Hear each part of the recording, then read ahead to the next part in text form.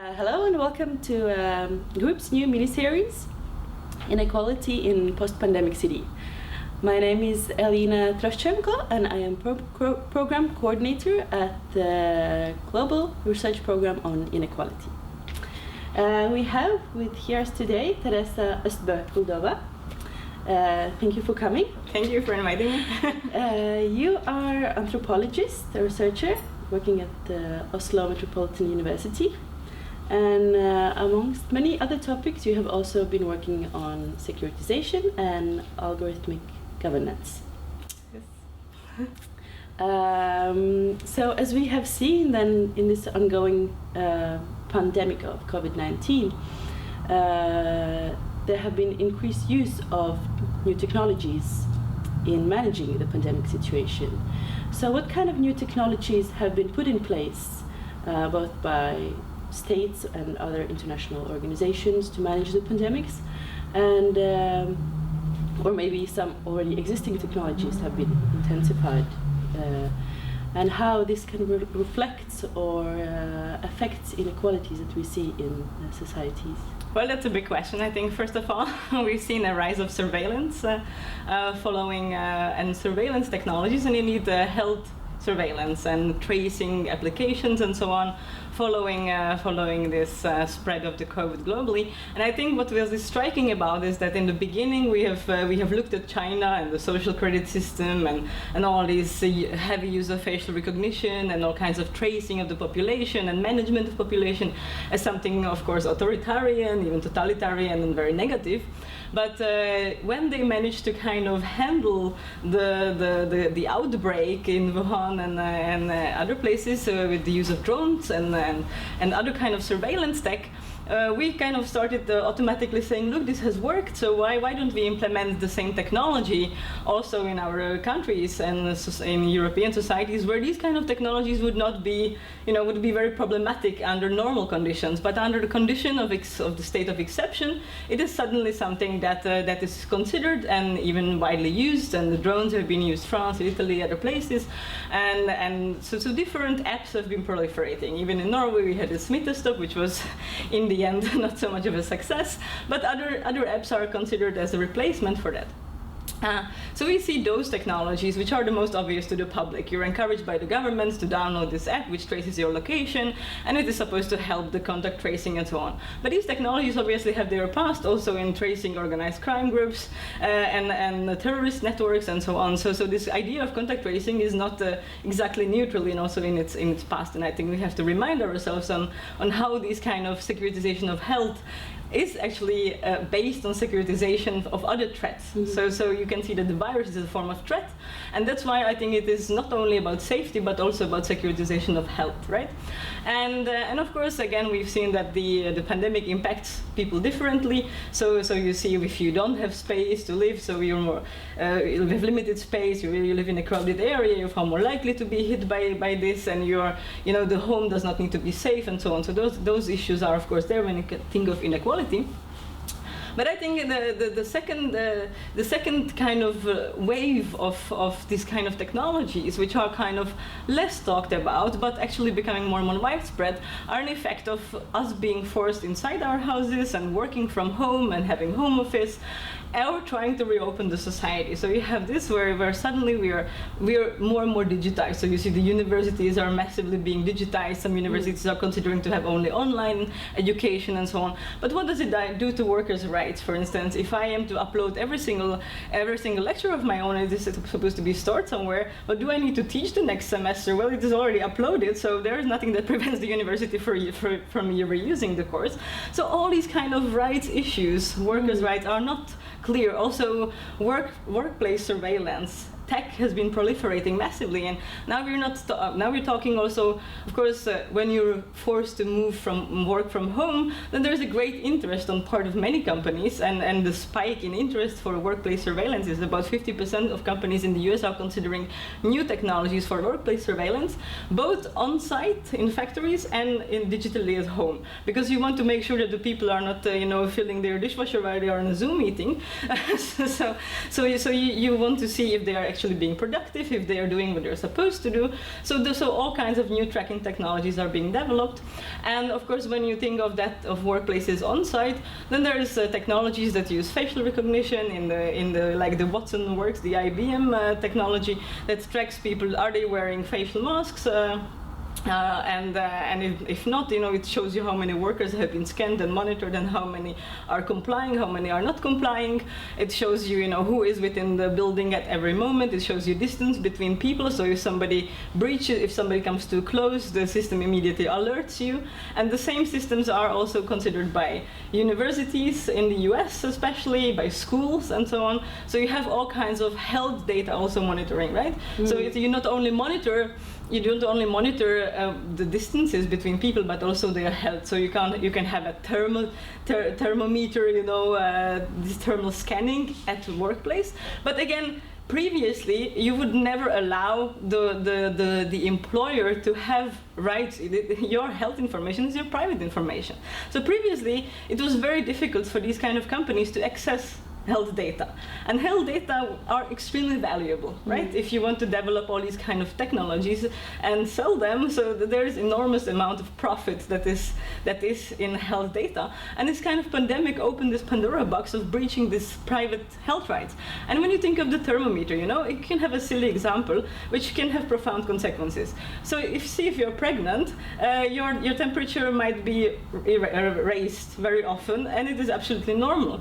And if your employer has that information that your temperature is raised, and first they might think you might have a flu, eventually they will realize, well, you're pregnant. So they might terminate your contract before because they don't want to pay for your other, So there are many exceptions to these kind of digital systems, and there's always somebody, and often the weak part, who will be kind of a false positive, who will suffer these kind of consequences. And we've seen that in predictive policing technologies, in other type of technologies where you always see this kind of bias, this kind of structural inequality that is built into the system. And when you see that, when you ask about this inequality, yes, there will always be people who don't fit the quantified statistical average, and those are likely to suffer as a consequence of these kind of algorithmic systems. And yes, so that I think kind of. So there is a power dimension also linked to how much data is gathered and who has access to that data, but also people don't have so much rights anymore to keep the data for themselves. Yes, because these rights have and absolutely, the employer will tell you, well, you voluntarily consent. It is a bit like every time you visit a website, you have like, oh, do you consent? We care about your rights and so on. But have you ever tried to read those privacy statements? It can scrape all kinds of data about you and track you and so on, and you consent to it because you want the content, right? So you basically pay with your own private data to access content. That's why you can have all these apps for free, because it's the data about you that are being resolved, so that you get commercials, right? And another kind of advertising targeted at somebody like you, not exactly you, but somebody like you. and in the same way, when this enters the workplace, the danger is that people are pressed by, of course, increasing unemployment these days, increasing insecurity, both health insecurity, and if you consider the US with the terrible healthcare system, then the pressure is even higher, because your healthcare is tied to your workplace. So if you don't have work, you don't have healthcare, basically. So in that situation, of course, you will consent, right? Yeah. It doesn't mean that you really want to consent, but that you're basically forced. So then you can think that there is an element of coercion in extracting this kind of data, and this pandemic kind of offered these companies a very easy excuse to extract all kinds of data, which I would say is unreasonable, right? Because you can enforce kind of social distancing measure also by way of trust. Let's trust our employees. And like you might say that the Sweden model failed in that sense in some respects, but at the same time the Swedish government said, okay, we trust that the people will follow these guidelines. We won't be surveilling their every single move, and we won't be tracking them, and we don't want any apps and so on. You can have that position, right? And say like, we trust our employees that they will wash their hands, that they will keep distance, and this is more or less the Norwegian model we still have in our workplace. But in many other companies that are maybe far bigger and so on, and in the US, this is kind of trust is not an option anymore. right? It is surveillance is the path that you would like to go. And this is extremely problematic because it tells us something about what kind of a society, what kind of an idea of the other person do we have? Do we perceive the other always already as a threat? Either because he's an immigrant or because he's a potential terrorist, as after 9/11 you saw the proliferation of other security technologies, and now we see the same thing happening kind of under the guise of the virus, that you are always already a threat. And it does something to human relations, right? If you go to a shopping mall and you just shop and then you look at the others as a potential threat, then this is extremely disturbing, right? And it is the opposite of safety. It is the opposite of feeling good about being part of a society. It is the opposite of care, basically. So it affects the basic social contract between the people Absolutely. in the society, that it's not so much about trust anymore, but about Control. everybody being a threat and controlling Yeah. these threats. Yeah. And how would you also reflect on the relationship between the corporations and governments? Because mainly it's the corporations who offer these technical solutions to the governments. And Yeah, absolutely. the power relation also there, who is seeking and who is for solutions, and what kind of solutions are being offered, or if they can be called solutions at all. Yeah, I mean, you would say that there is this notion of this kind of technological solutionism, as Morozov would call it, right? But what we are seeing is that not only do these governments very often fall for the lobby of these corporations, I would say a lot of these technologies, they promise something that they cannot deliver, right? So you have a lot of snake oil going around, and we can, like, there is even this bio patch that came out recently, where the Oakland University wants to implement it, and it promises to show signs of COVID before the test can show it. So, I mean, this is quite a high claim for a technology that basically tracks your heart rate and temperature, right? But obviously, I would call it AI snake oil, and there's even a professor at Princeton who call it the same thing. So I believe it's not a far stretch. And we see that these kind of companies promising these kind of technologies that promise to deliver something that is basically not possible to deliver are proliferating. And indeed, there is an enormous market. So if you for these kind of technologies, and the governments are very much interested in boosting the economy, and they see the big data as this new big market, right? So if you look at the European Union, half of it is the Green Deal and the digital revolution that is coming up next. So you have this kind of idea of this great reset that is coming now, and everything will move into the green and the digital economies, basically. So those are the two. So those are also governmental goals, or EU goals, or American goals, right? But of course, the lobby of these kind of corporations is huge, and they have, I mean, if they have budgets that far exceed any kind of national budget, if you see Apple has far more capital than the whole US government, then obviously they have an enormous power to shape and govern societies. And I think we are kind of, we are accepting these kind of technologies very naturally, right? People kind of like to even monitor themselves. So you have this quantified self movement, and tracking your every single step, and kind of you have your own productivity tool.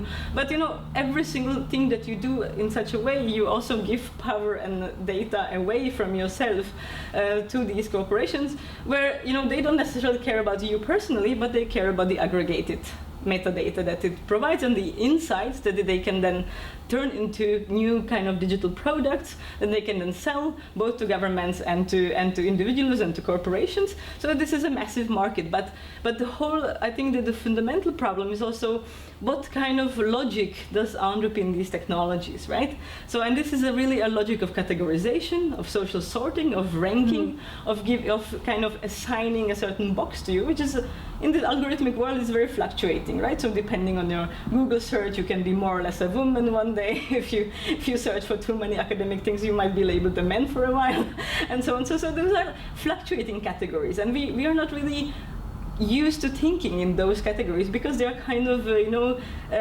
digital computer categories that are useful for certain purposes.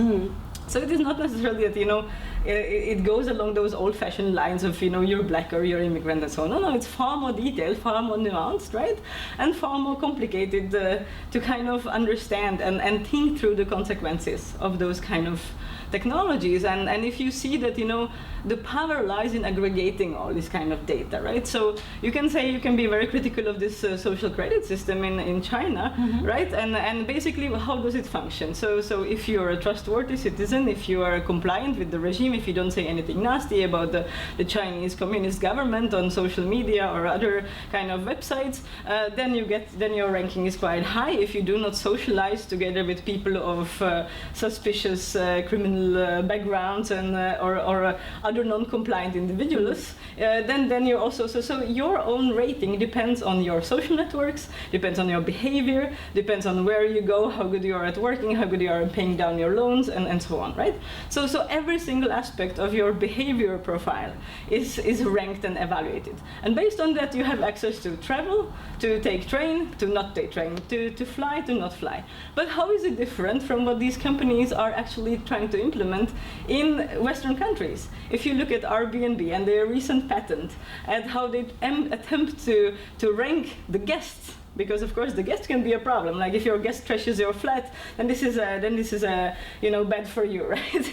so of course it is in the interest of somebody always to eliminate the antisocial kind of elements, right? So they in the patents they explicitly say that we scrape all the social media, all the kind of criminal record information about the individuals who want to be the guests, and we rank them again behavioral. We assign them a risk score basically, and part of that behavioral profiling and psychological profiling based on the data from the social media is asserting if you're narcissistic, if you have Machiavellian tendencies, if you are antisocial, if you have engaged in sex, if you have engaged in sex work, if you have engaged in criminal acts previously. So in our normal kind of traditional system, you would say like, okay, if you committed a crime and if you came out of the prison and you paid, you kind of served your time, you should be free of your baggage, right?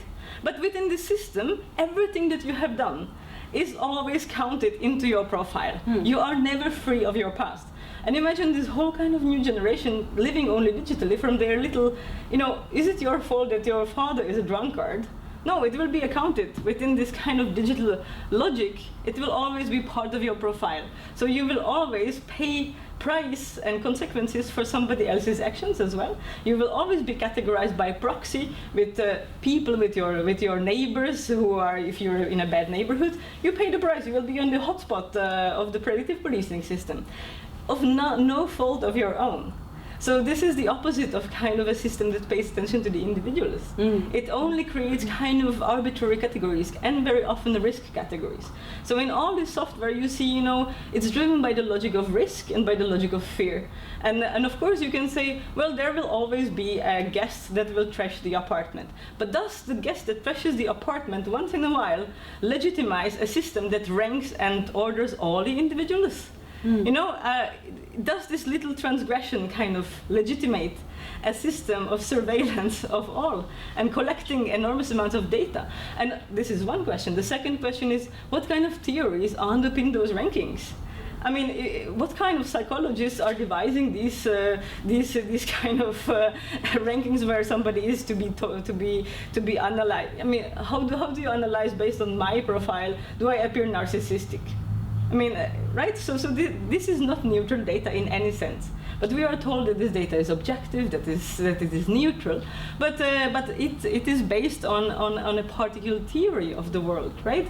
So again, you have to return to a critique of this kind of data objectivity, data neutrality, technological neutrality, because it doesn't exist. It is the collection of data is kind of collected under a certain paradigm, right?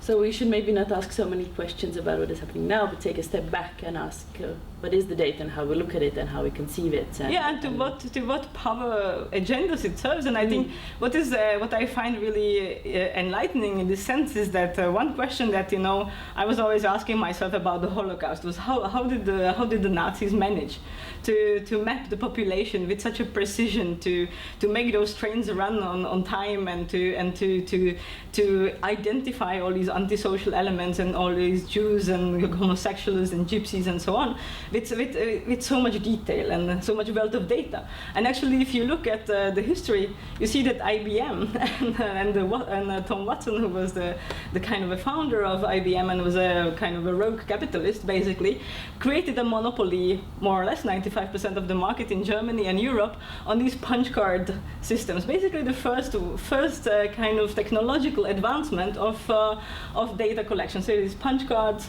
and you had these kind of machines that were sorting those, and they developed questionnaires together with the Nazi establishment to perfectly monitor every single detail. So you would go to your doctor, and the doctor would ask you certain questions, but those were already coded in such a way that they could be then processed by people working in the local IBM kind of, which was called something else at that time, and then they will put into the system of the punch cards, and then they will be sorted. And all kinds of companies, trains, everything was running by this kind of system. So you see that the rise of big data was instrumental to this kind of fascist regime to be as successful in elimination of who they deemed was not worthy. And I think we should be reminding ourselves of this history, because we see the same thing happening today, where you have this logic of threat, of the virus, of the other. We saw it with the terrorists and so on. And it is exactly the same logic of kind of social sorting. And what kind of ideology underpins this desire for purity? There will always be a risk. Life is risky.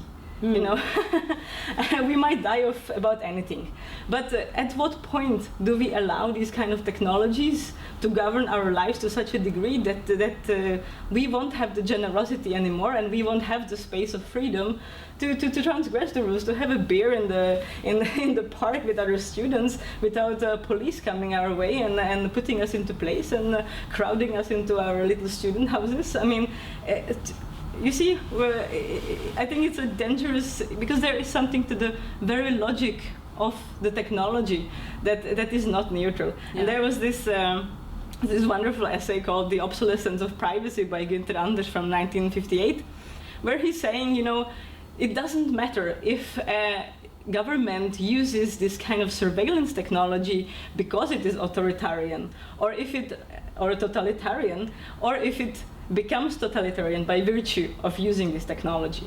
And I think we have to keep this in mind, that we are really standing to lose a lot of rights if these kind of technologies don't end with the state of exception, but if they continue. And after 9/11, we have seen that they are very likely to continue. And today we see, a massive drive towards this kind of digital dystopia, and I mean, the more you think about it, the more kind of creepy it gets, and the more you think, oh, maybe this is kind of a conspiracy. It's not a conspiracy. There's a lot of money in it. Yeah. There's the power of capital and the power to control populations and to monetize this data. And I think we should demand from governments to protect citizens from those corporations rather than allowing them to serve their interests. And as you touched already a bit about this futuristic view of technologies being used, so how would you, if you would have to think about how the cities will look like in 2025, when hopefully this whole pandemic is behind us, what would you think about how the use of technologies and securitization techniques will be in 2025? In 2025, well, it's not so long ahead, but oh yeah, the time goes fast.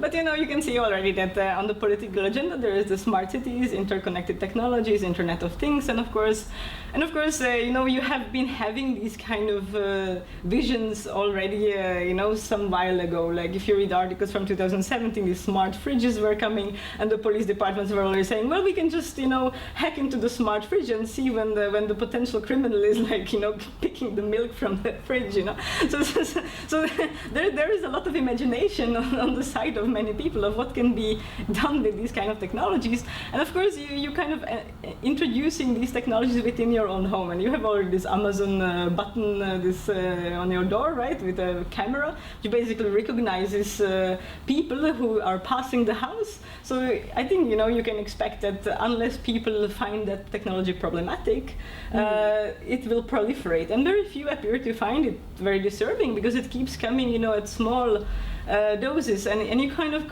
no longer can, if there won't be any washing machine that is not smart in the future, what will you do? Right?